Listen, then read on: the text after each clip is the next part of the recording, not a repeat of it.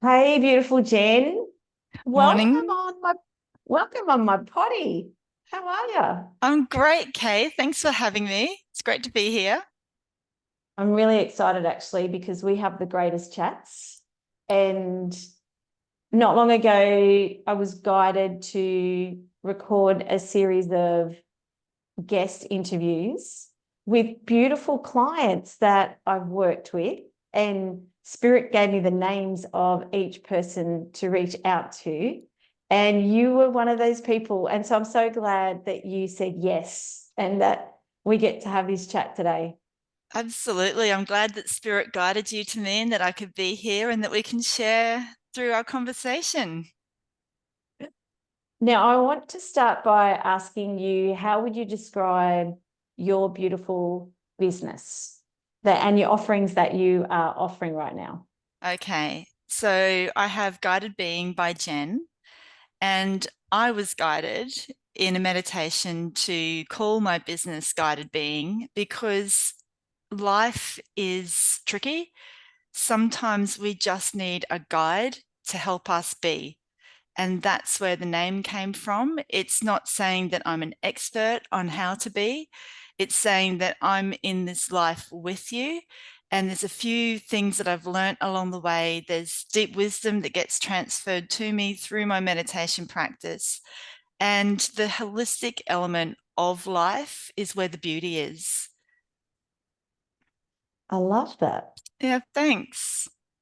And under that umbrella, I know that you have studied a variety of modalities. So Mhm. for anybody that's new to guided being and new to your work, what are you currently offering that you're loving? Okay. So the education that I've undergone myself was actually derived through having a daughter that had symptoms of anxiety and also going through a large life event myself where my lower lumbar spine was bulging and causing intense sciatic pain. So it was through that process, and it's often through your own pain and your recovery of a trauma, a distressing event, that when you find your way through, it's wanting to share that gift with others. So my education process was with the Australian School of Holistic Counselling, where I completed a master's in holistic counselling. The holistic counseling is a really person-centered approach. So it's client focused, it's client led, and it's a holding of space in a really humanistic form. So it's not psychoanalysis. That's one very different element of holistic counseling. We're not trying to fix anyone. We're allowing people to be seen, heard, and understood and to connect to their autonomic nervous system. So the offering that I provide for people is holding space for them, holding space for them to explore their inner world, their inner environment, getting curious about how thoughts, feelings, behaviors, patterns show up in their lives, when they show up, why they show up, if there's been a trigger, if there's been a process that they've moved through in their life that's caused great distress. And that's where I extended my education from holistic counseling to trauma therapy. And interestingly, when I say that I'm a trauma therapist, the response I get from people is, oh gosh, that must be hard. Where, my heart opens. I almost become more expansive when I'm holding space with trauma. And trauma, to be clear, is any event in your life that's caused you emotional distress.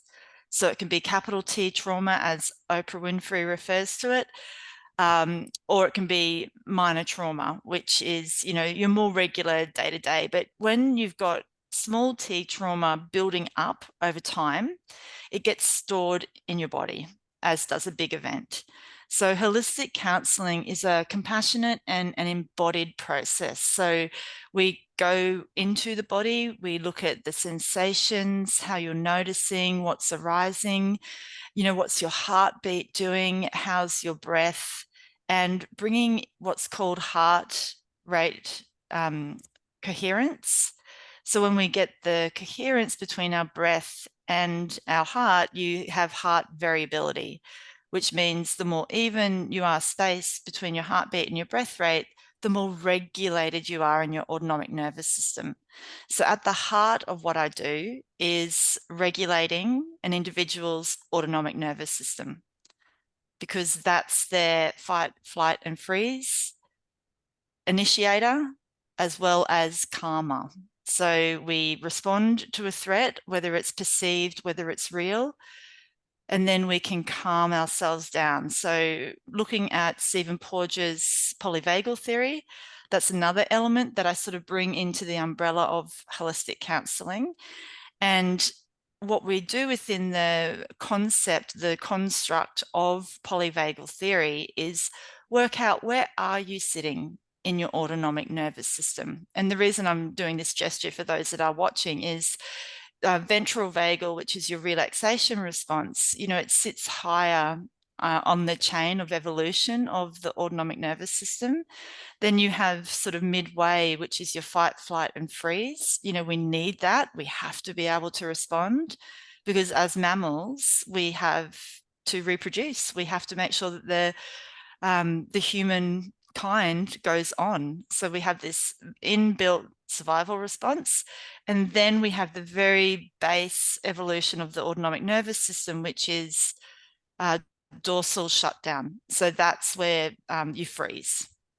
You can't do anything in its extreme. When something traumatic is occurring to you, you will often drop into the dorsal phase of your autonomic nervous system just so you can survive. And through holistic counseling, we can help people move through the flow of their autonomic nervous system with ease and with grace and with openness. And is this the same process that you've used for your daughter and for yourself? It is. So recognizing, so notice, naming, and neutralizing is a term that we work with. And noticing those feelings of anxiety, those symptoms of an autonomic nervous system that's on alert. So it's very easy to say, through no fault of anyone, it's almost societal, oh, I have anxiety. And then you become identified with the state of anxiety. Whereas we are beings that are experiencing a whole range of emotions, and anxiety is one of those emotions. And right now, your system is expressing symptoms of an autonomic nervous system that's feeling anxious because it's in fight, flight, and freeze. So working with my daughter and the symptoms of anxiety, working with me and my chronic pain. So chronic pain for me was 3 months in bed, very dark thoughts, loneliness, separation. And, when, pardon me, when I've talked to loved ones about the state that I was in, which was dorsal shutdown, I now know that.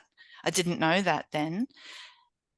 The response was, well, why didn't you say anything? Why didn't you talk to me? I'm here for you. But when you're in dorsal shutdown and you can't recognize it, you physically cannot reach out for help. And connection, in the very heart of what I do, I offer connection. I hold space, I provide connection, and I help the individual work through whatever they're moving through.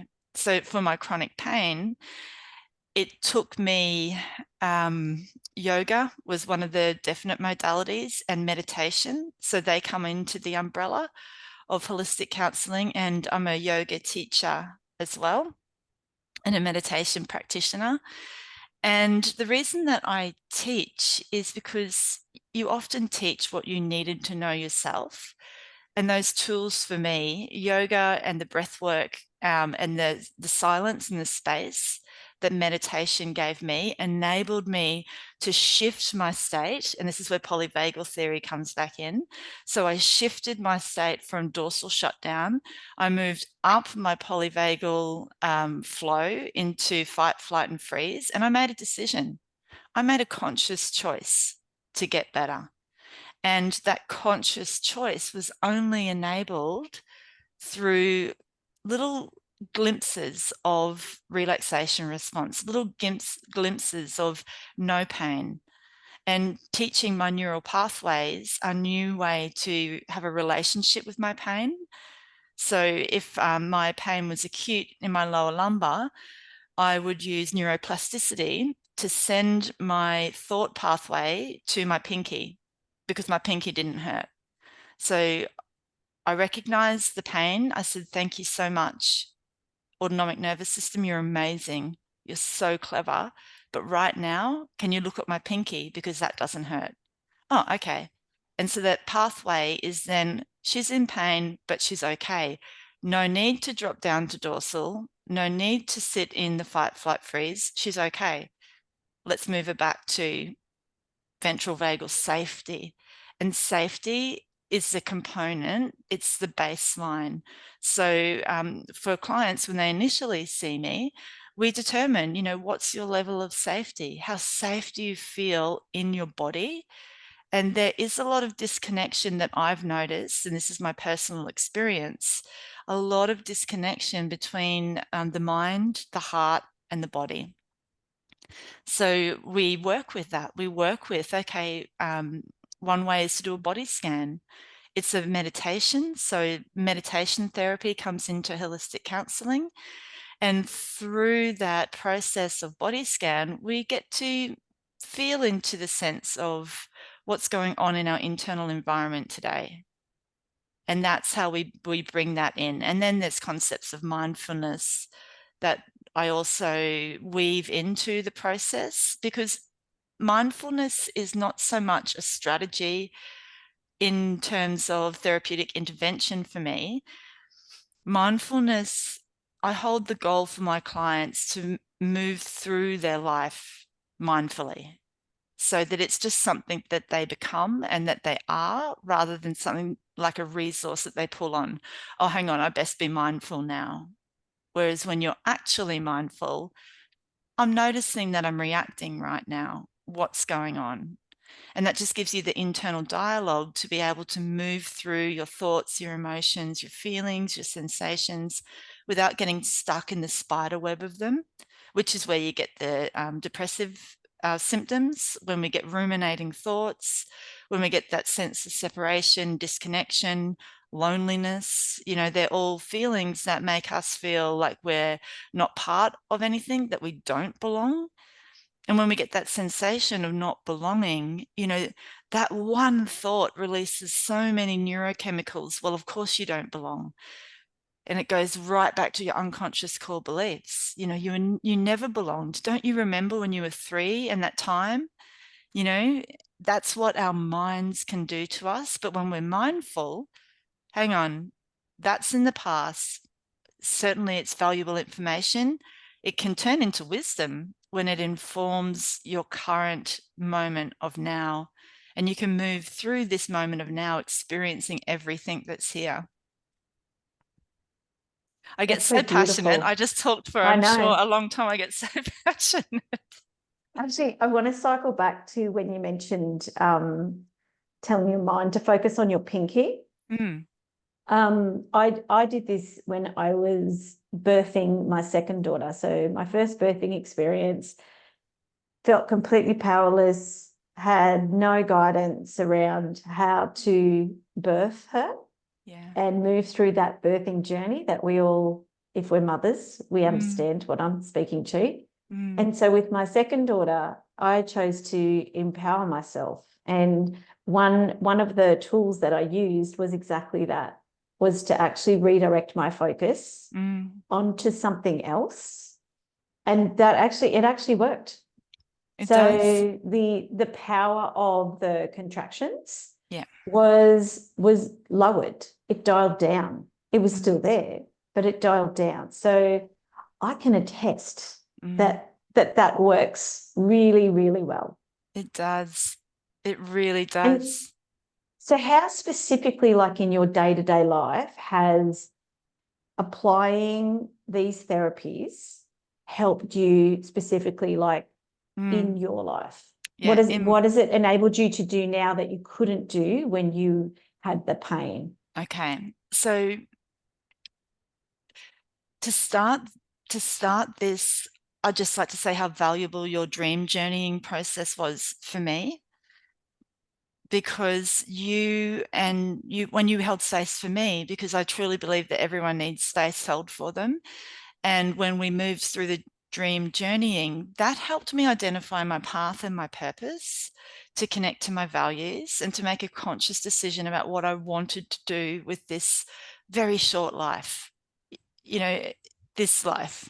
Because as we know that, dependent on your belief system, there is a concept of your soul being eternal.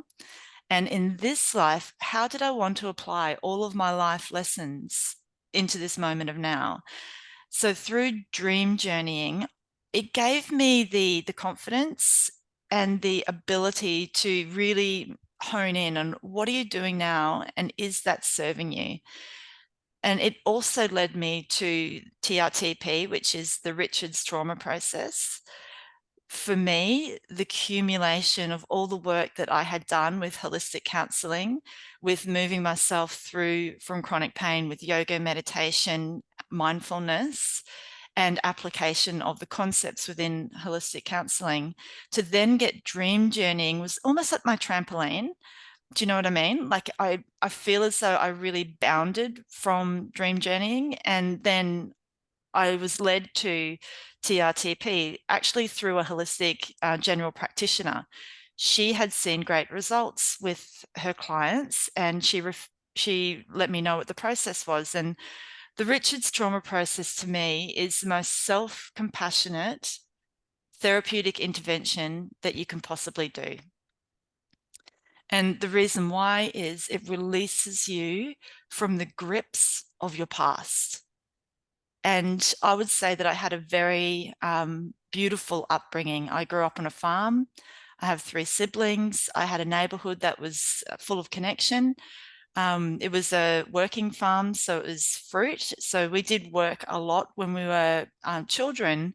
And my parents were also, on the farm with us. We were all together, but we were also working. So you've got the stress response that was a large part of my childhood, which I didn't know about then. It's just you woke up, you worked.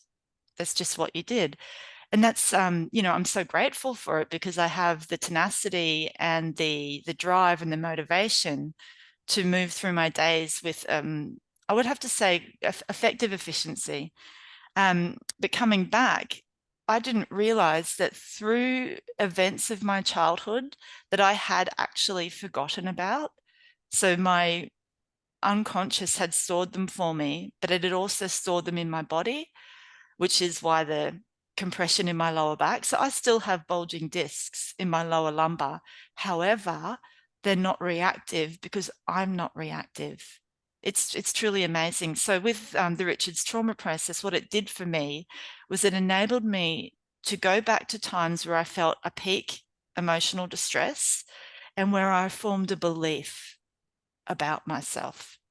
And it's the belief about that event, what occurred, that really is where the work's done. So change my unconscious core beliefs to be ones of empowerment, to be ones of knowing that you are worth it, knowing that you matter, knowing that there is a person within you that sometimes gets clouded by other people's judgments, events that occur in your life, perception. So the perception of the young Jennifer, you know, my perception was not the What was truth. that perception, Jen? What was it?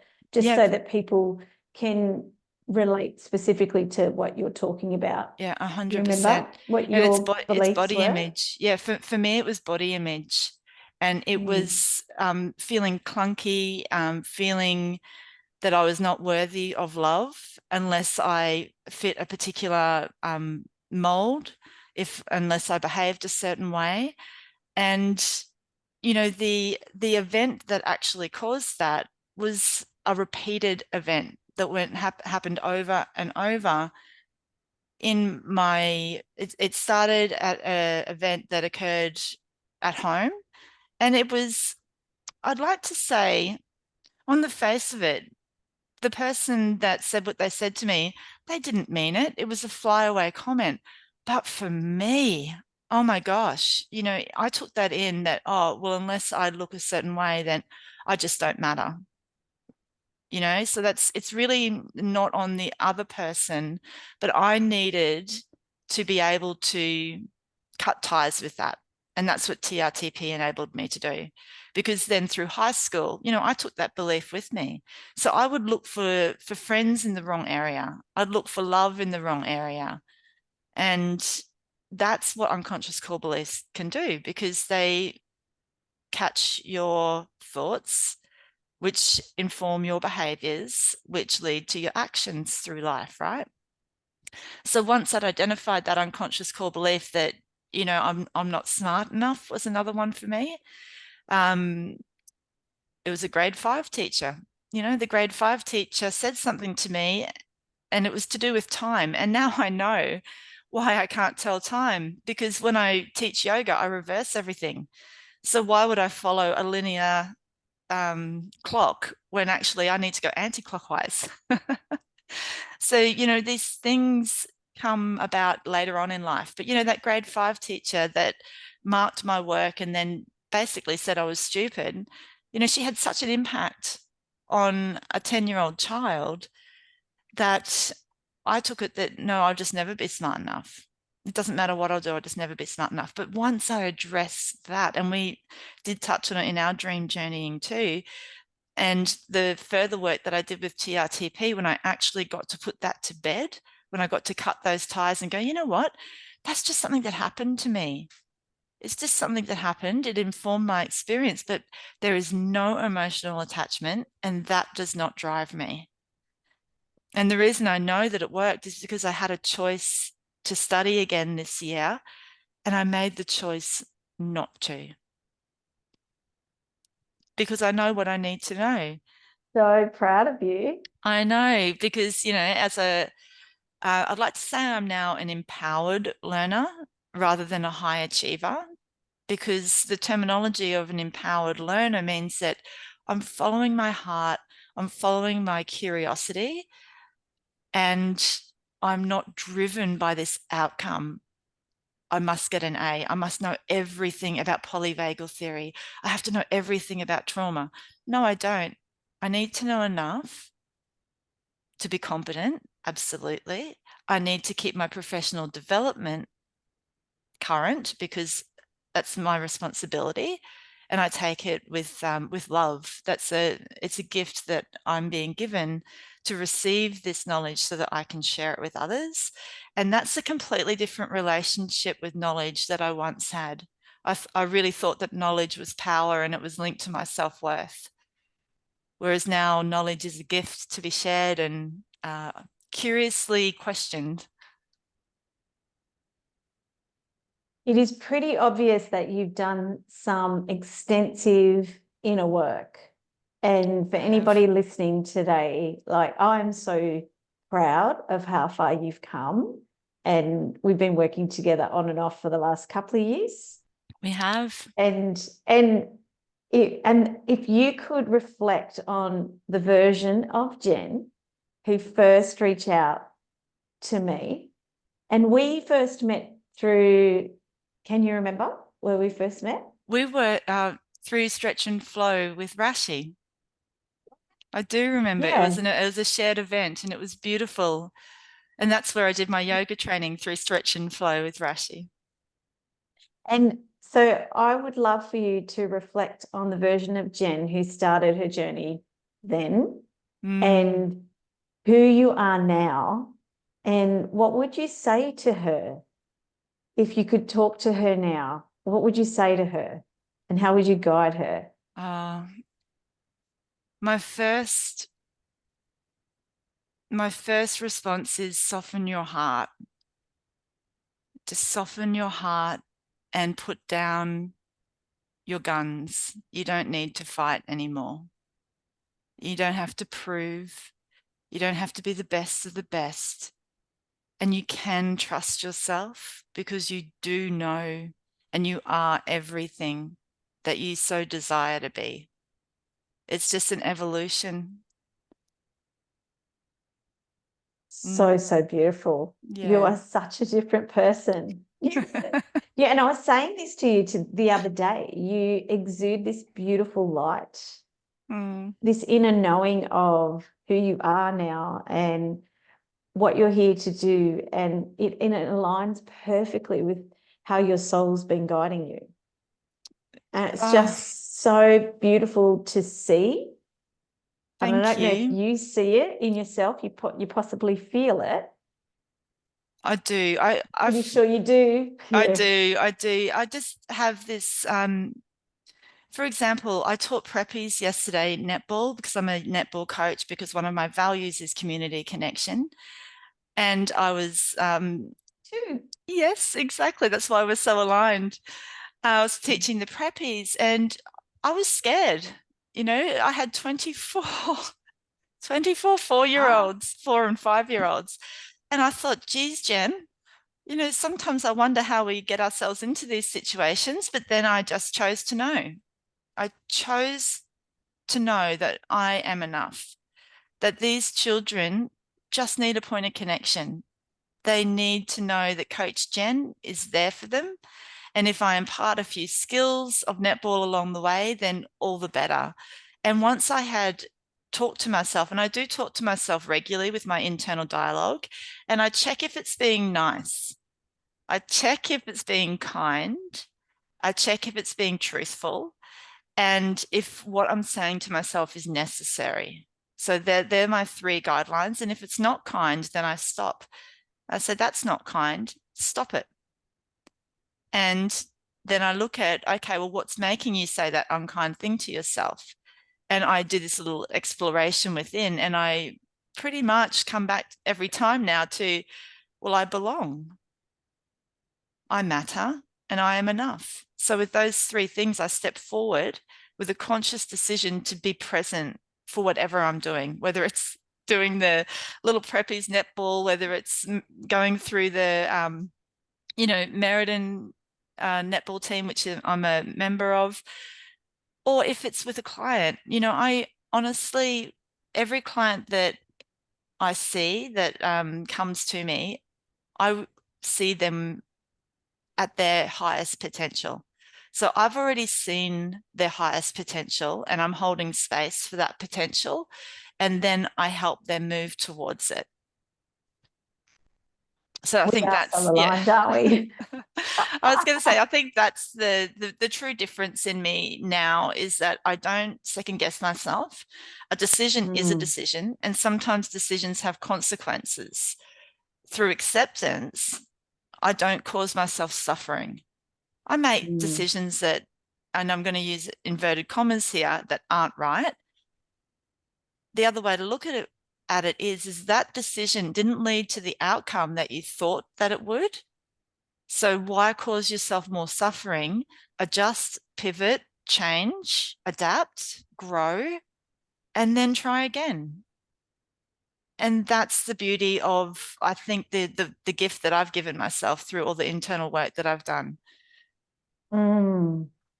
Now, we're getting to continue this journey in Mm. Bali later this year. Oh my gosh, I'm so excited about the Bali retreat. So am I. So, what's guiding you to continue your journey in this way? Expansion, growth and expansion. So I feel as though I have really created this safe baseline for myself now. And as I mentioned, it's accumulation of everything that I've been through. It's accumulation of the chronic pain, moving through that with yoga meditation, undergoing yoga teacher training myself, and doing all the reflection with mindfulness that beautiful training provided me with Rashi. Um, moving through the education of writing a thesis, and my thesis was that the relaxation response is necessary for compassion to be present because the stress response sends compassion straight out the window. And again, that's what led me to the polyvagal theory, getting into a relationship, a friendship with my autonomic nervous system so that I could stay compassionate, because that's my heart's greatest desire, is to have open awareness, to remove judgment, to have the eyes of a beginner, curiosity, because life is in the moment. We it can be said that, you know, we strive towards all of these goals, all of these achievements, all of these outcomes. But if you forget to be in the moment, what's it for? What's it worth? You know, that's just a lifetime of missed opportunity, actually. But leading back to Bali, and I knew that I was going to Bali in September 2 years ago. I was guided through a meditation to get my passports ready. And I was like, oh, okay, great. When am I going? And then, you know, no opportunity arose to go overseas until 2 years later when I saw your amazing event with Kat in Bali. And I was like, ah, I had the message, but the timing was just a little bit more than what I expected. And this is how expectations can cloud our perception. You know, it's like, oh, well, what was that guidance for? No, that guidance was necessary. The timing just needed to occur. That's interesting that you've said that, because I've known for years that I would be hosting retreats. Yes. And so the same goes for me. The timing of it was all about just trusting when I would be inspired to take action, that would be the right time. Exactly. And now is the time. It is. And I'm so excited to be in that space with you. And Me too. yeah, just to see where it takes us. Oh, it's going to be incredible to immerse yourself for that amount of time and to gift yourself time. Just doing that without even adding all the amazing things that we're going to be doing together. Yeah.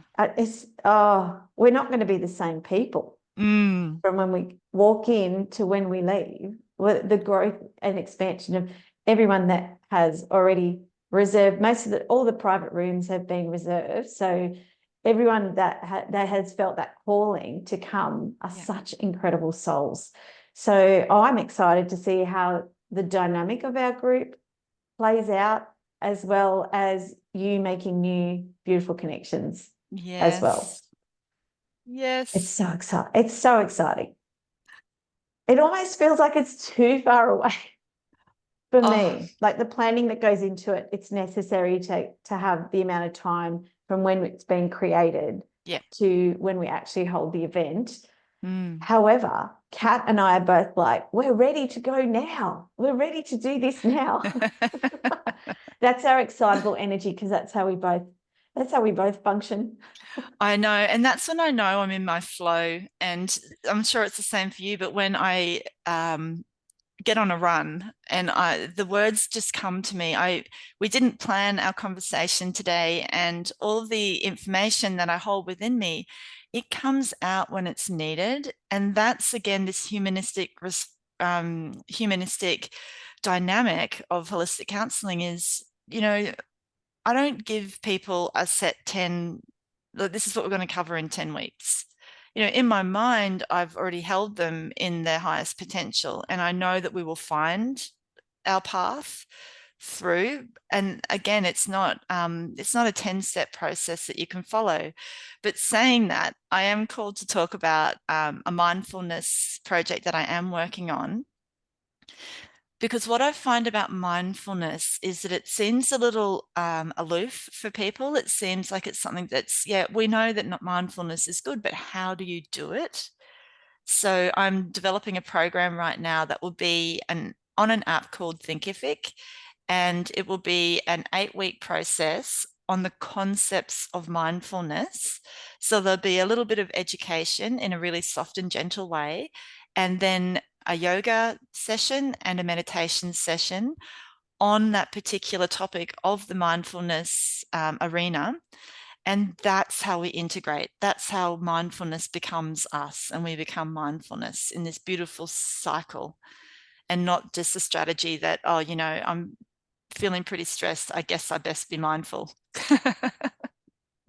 Yeah, so what I'm hearing is it's about embodying the practice of mindfulness every day. how can Yes. I walk through life and apply this theme that I'm curious about into my everyday life, because everybody's lives look different, Mm. and not it's not a cookie cutter type scenario, right? Yes. Yes. So with the app, will they be able to watch the app, listen to the app? What is the medium for Mm. people if they're interested when you release it? Yeah, absolutely. Both. So it will be video series and you can watch on your phone. So it's very portable. So you can take it wherever you are. You just need a headset and then the space to do the yoga video and the meditation. And it can all just be listened to as well. So if someone is in transit, then they can listen to the education, they can listen to the meditation, and then do the yoga part of that module when they're at a place that allows for that. Beautiful. Mm. And for anybody interested, where can they come to find this and connect with this offering and the other offerings that you have? What's the best way that they can stay in touch with you? Yeah, I think Insta is the best way. My Insta handle is guided being full stop by Jenn, and that's where you can message me, DM me. I also do yoga at a studio called Yoga by Kel, and Kel's on Insta by that same handle. So to see me in person before connecting through the website is another way, which is guidedbeing.com.au. And they've all got my contact details on there. Beautiful, Mm, beautiful. So I want to ask you, what has going back to dream journeying, because that's a mm, container that I still offer, and it's mm, a 3 month program, mentoring program, one-on-one with me. mm. What was the highlight and the biggest takeaway for you, just to give people an idea of what it is that they could aspire to themselves? Or they Mm. may have a different aspiration, it doesn't matter. But what was the biggest takeaway, do you think? Because you've been through this twice. I did. So if you can reflect on the first time, what was your takeaway? And then you came back about a year later and you felt the call to walk through the next part of your journey. So Mm. I'd love to know. Yes, again, both of them were guided by my intuition. The first one was more, I was stuck. I was stuck and we were coming out of COVID too, not sort of giving it a little bit of context. And I knew that I wanted change. I knew that I just didn't want to keep doing what I had been doing. I wanted to move away from the study and actually apply the knowledge. And I was stuck working out how I was going to do that. What was my offering? How was this aligned to what I felt my path and purpose was? And I wanted to explore that. And dream journeying for me the first time helped me hone what I was really doing. Was I studying for the sake of studying? How was I going to apply this? Who was my clients? Really working out who did I want to help. And often when you do have a modality that does assist people, you want to help everyone. Whereas, it's more effective and perhaps more potent to be able to find your market and then allow your market to find you. So that was the first time. The second time we had honed in on what I really wanted to do, I was actually coming out of a meditation and your name dropped in. And I remember walking to the fridge and just thinking to myself, yes, but I've done dream journeying. And then your name again. And I was like, okay. So the process the second time I feel is similar to what I'm sort of holding for Bali, which is I wanted further expansion and growth. And that's absolutely what the second dream journeying. The first one was um, redefining, reworking, becoming curious. The second one was like, right, now how are we going to action that? It was all about action the second time. The first one was more exploration, and the second one was actionable behaviors and accountability. Thank you for sharing that. Mm, Because there are various reasons why people work with me in the dream journeying container. yes. And with the other conversations that I'm going to be having with other beautiful clients that have done that as well, it's Mm, really great for people to see, oh, okay, this is really created for my specific, unique purpose.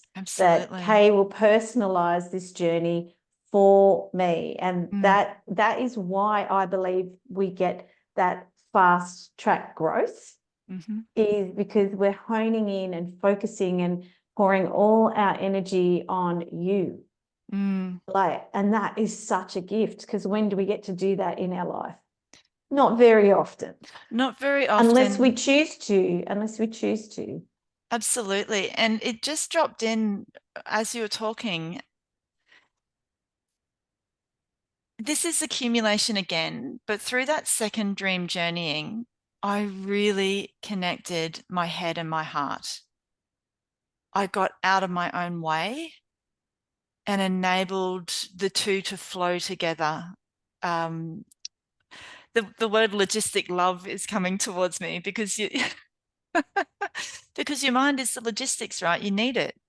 And we can crucify our mind. Oh, I'm so negative, or, that's not positive enough. Actually, you have three minds. You have your neutral mind, which is the mediator. You have your positive mind and your negative mind. And you need all three of them to be able to make a rounded decision. But I feel as though I was so in my head and not as connected to my heart. I was in my body through the yoga and the meditation. So I was very aware that, I could embody, but moving through all of these processes, yoga, meditation, teacher training with the yoga, dream journeying with you, the Richard's trauma process has enabled me to really be a reflection of what embodiment and what head and heart connection is all about. I love that you have just trusted Mm, that this is where my focus is now. This is, and at times you had multi focuses, did. right? Which is, Mm, I love that. I love that. And you just trusted it. mm, You trusted it. And from my perspective, when we first started working together, you you did have some self-doubt, and 100%. you questioned your intuition a lot. Mm-hmm. And now you're confident, even when you have situations arise that perhaps you're feeling a bit wobbly about. Mm-hmm.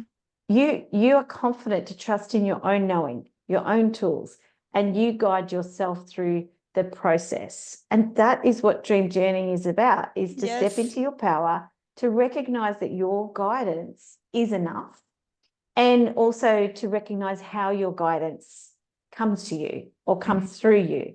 And that's a really big part of dream journeying with me as well, is to understand, okay, how does my intuition communicate with me, to me, in what way, so yes. that you can trust it when it pops up. Because it is very subtle at Mm, times for many people, or it can be really loud.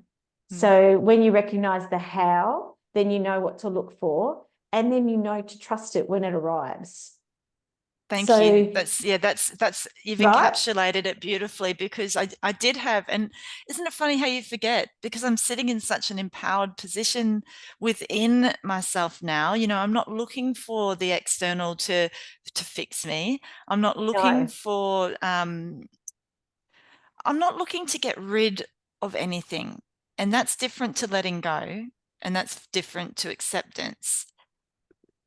Getting rid of implies that it was wrong in the first place, whereas I feel everything guides you. And I had forgotten just how much I had doubted my intuition. Whereas now that when it comes, like you said, I just have complete trust. And that is through all the Mm, processes, especially dream journeying. I love it. Mm, I love all of it. On that note, mhm. I want to thank you from my heart to yours for gifting us this time today, because I really do think you're going to empower and motivate so many people just through this conversation. And I Thank really you. do hope that if you are looking, if you are listening and or watching and you are looking for some guidance, you feel called to reach out to Jenn, 100% do it. Reach out to Jenn. I myself am working with Jenn now. The roles have reversed. You're currently walking me through the trauma process, right? And we have one more part of this process together. Yes. So I'm really interested to see how it's going to add value to my life and impact my life, which is fantastic.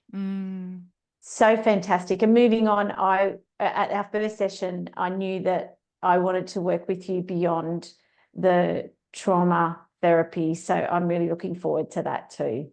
Yeah, absolutely. And I guess the benefit of the Richard's trauma process is that you just get released.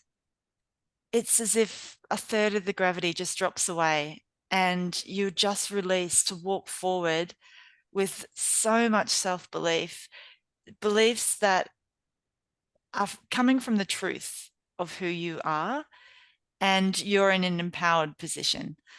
That's what I do love about the process, and it's subtle and it keeps on building and building and building. And it is the tool for when something is a bit wobbly. We draw on all of our tools, right? Including our intuition. Yes, and I believe that you can never have too many tools. Because the more you empower yourself, the more you have to choose from in whatever situation you are. Yeah, absolutely. So I love learning. I love learning about new ways of being. And I believe that what you're offering is going to help so many people. Thank you so much. And thank you for having me. It's been an absolute pleasure to talk about my and your passion. I feel like we're going to be doing this again, and it's just the beginning. Amazing. Thank you, Jenn. You're welcome.